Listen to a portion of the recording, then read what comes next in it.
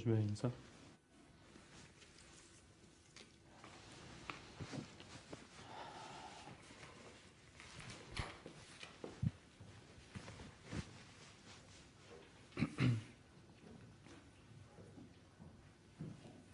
أخبار. ومعنا الآن مراسلنا من قناة الحقيقة رافائيل جبور. نعم محمد. أيوة. أنا سامع عندك إطلاق للرصاص. نعم محمد. أيوة رافائيل. نعم محمد. يا ريت توافيني بالأخبار من عندك. أيوة.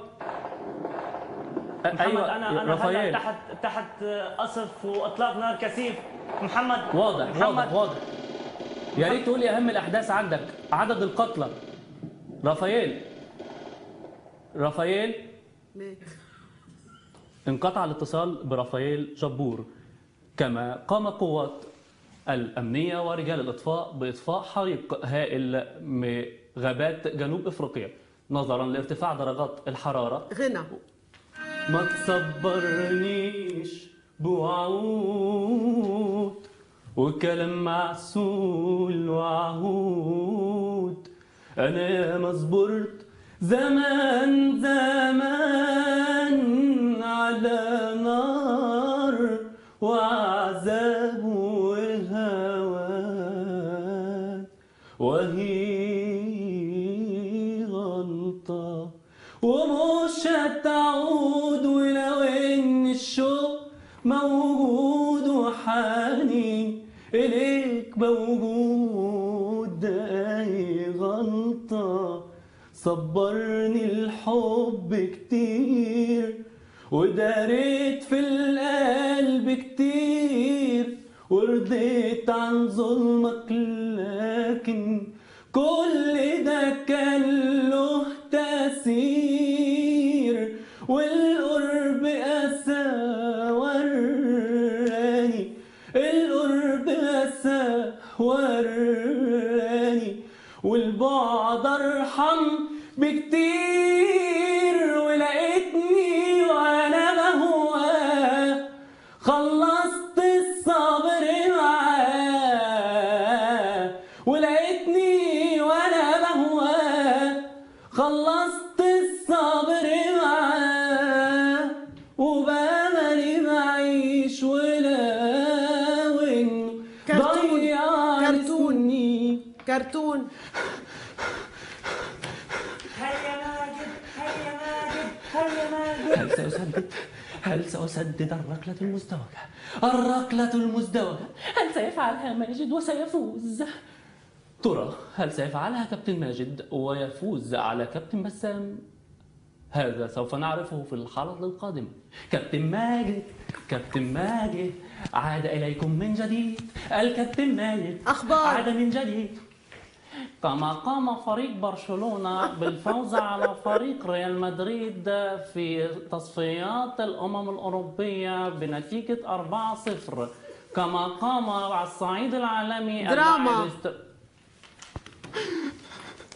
جمبرا بارد جمبرا بارد با أمبرا بارد أودي بارد أودي بارد بعد با أودي بارد أودي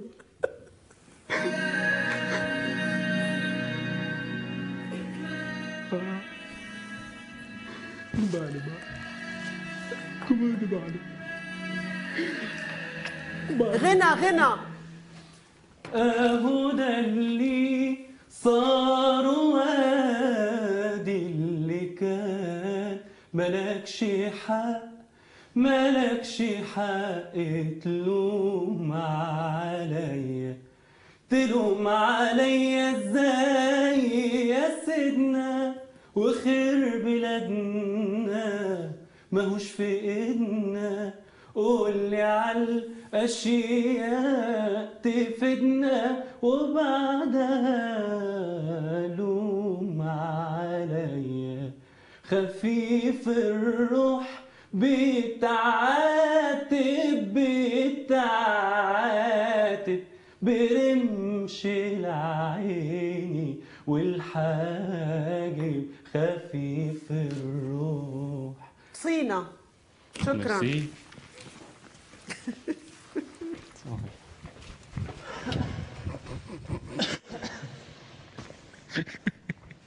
حلو كثير مش كلمتين انقبرق. كلمتين تحت بس ما غنيتش حلو خالص. مش لا لا لا لا والله العظيم اول لا غنية بس كثير مش حلو. قادر، مش قادر، كثير حلو. مش قادر. حاسس ان انا مناخيري عايزه فاهم سباك يسلكها. قلبي عاشقها والعيون هويتها واهلها ما يرضون.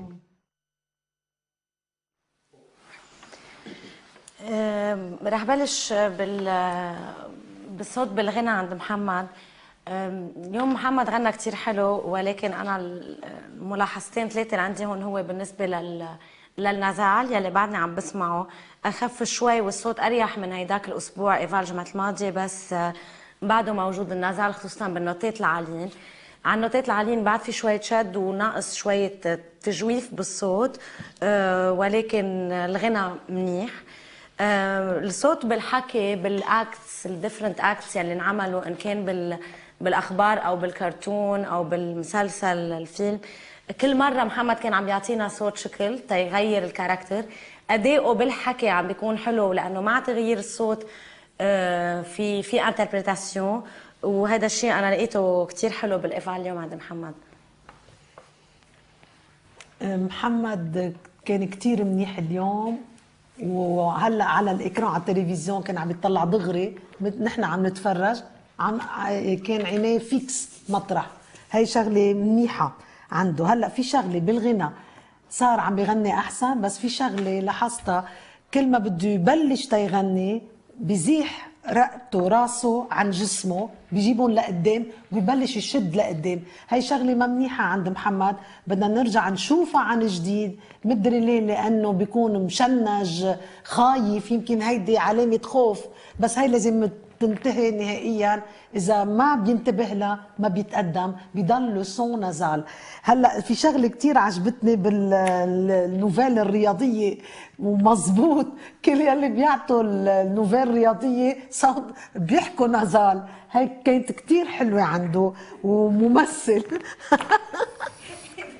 سيفري يلي الحلو بمحمد ليش بنتفاجئ فيه؟ لانه هو كتير جدي وكتير ما بيوحي انه هو ممكن يعمل هالشيء، منه انسان هيك على طول بيمزح لحتى نلاقيها طبيعيه. هيدا الحلو اللي كل مره بفاجئنا فيه محمد، انه هو حدا ما بفرجي كل شيء عنده بشخصيته، يعني بس يعمل فن بفرجينا اشياء، بيفتح شبابيك وطاقات نحن ما بنعرفها فيه. هيدا اللي بفاجئنا وبضحكنا. اليوم كان عنده قدرة كتير حلوة. أول شيء على الانتقال، محضر كتير منيح، بسرعة انتقل من شغلة لشغلة، بكتير ذكاء. اعتبر انه المراسل يلي عم يحكي مع مراسل كاركتيره كتير مختلف عن عم يحكي رياضة. اخذ شيء بضحك كدراما، يعني بارودي على مش انه عم بضحكنا، هو قصده عم يبكينا بس هو بضحك. غنى كتير حلو. انا بعتبر انه لو ما عنده محمد هالمشكله يلي كتير نحن عم نحسها، انه بغني من هون، يعني عنده النزال، يعني بغني هيك شوي من نخيره، انا بظن انه كان صار بيرفكت، يعني ما كان بقى عنده اي شيء ممكن نعطي عليه ملاحظه، لانه ذكي محمد كتير، بالاضافه انه موهوب، شاب ذكي، شاب بيعرف شو بده، ما بيتهور، بيختار بذكاء، ما بيتهور، مش يعني بخاف، لا بيتجرأ بس بمطارح بتلبق له. محمد بيعرف شو اللي بيلبق له، وبيعرف الحدود. جنس الاوفر ما عنده، ما يعني بفتكر انه اذا بمثل ما بيحتاج ابدا المخرج يقول له خفف، ما تعمل اوفر او ما تاوفر مثل ما بيقولوا، لانه ما عنده اياها ابدا، لا بالحياه ولا بالفن. محمد شاب بيعرف تماما حدوده وحدود الاخرين، وهيدي شغله مهمه بالنجاح بعدين بحياته الفنيه. أنا حبيت اليوم الإيفال تبع محمد. بدي أقول شغلة على محمد بالأكاديمي، يعني بالصفوف وبالإيفال. محمد شخص كتير بيسمع، كتير بينتبه، كتير بياخد بعين الاعتبار الملاحظات مش اللي بتنعطى له، يلي بتنعطى لغيره. حتى بكون عم بشتغل بالصف مثلا، هو من النوع التلميذ يلي بيمرق كذا حدا وبالاخر بس يطلع هو اجمالا بنقي يختار يكون صوب الاخر تمرينه، بيطلع بيعمل لي شيء كامل متكامل وما بيوقف مود. يعني متى ما فات بالشغله ما في ازيتاسيون، ما في تردد، بيروح فيها للاخر بس بيكون مجهزه. انا دايما بقول له بتطبخ على نار خفيفه. اللذه بمحمد، وهيدي معروفه بالطبخ، انه كل ما الواحد بيطبخ على نار خفيف كل ما بتتخمر الاشياء. من التلاميذ يلي اول ما بلشوا بصراحة ما كنت متوقعة أبداً أبداً أبداً يوصل لهالمرحلة. كنت أوقات أقول يا عمي خجول محافظ، بس كل مرة بفاجئ، كل مرة بفاجئنا، وكل مرة بحسه عم يتطور. هالتطور هيدا عم يكتسبه بالمراقبة، بالملاحظة، بأخذ بعين الاعتبار الملاحظات اللي بتنعطى له ولغيره. فبالتالي مثلا اليوم أنا إذا بدي أحكي على الأخبار رائع بأول مرور وبالتاني، مختلفين كليا. حتى الجهد يلي انعمل مع رافائيل على الأصوات، أصوات القواص طب هيدا شغل محضر. بعدين بالنسبة للسبور كمان كيف غير نبرة صوته. بالنسبة للغنى أكيد أنا بحب طريقة اللي بغني فيها بس ما رح فوت بتفاصيل النزال. الدراما يعني هو اختار، منقى موسيقى، منقى صورة، محضر إنه في حال بدنا نقول له دراما كان ممكن ما نقول له دراما، بس إنه في حال مجهز حاله ليعطي شيء. فبالتالي هون ببين هيدا التلميذ يلي ما بيستسلم، يلي لآخر تكة بعده مجهز، وما عنده الحلو فيه انه ما عنده هالثقه العمياء انه انا بقدر اسمح لحالي اعمل كل شيء. لا، بنحسه لاخر تكه ولاخر ايفال ولاخر قبل اخر ايفال عم بحضر وعم بجهز وعم بيشتغل. وهيدي شغله كتير ايجابيه لانه هيدي بتسمح له ينجح بالحياه. الشغل الموهبه شيء والشغل موهبه تانية. الشغل، طريقه الشغل هي موهبه بحد نفسها. أنا بالنسبة إلي عباس هو التلميذ المثابر والمجتهد يلي بيتابع كل الأمور، يلي ما بيخلي شيء يمرق، ويلي بيعملهم بهدوء وذكاء مثل ما سبق وحكيته.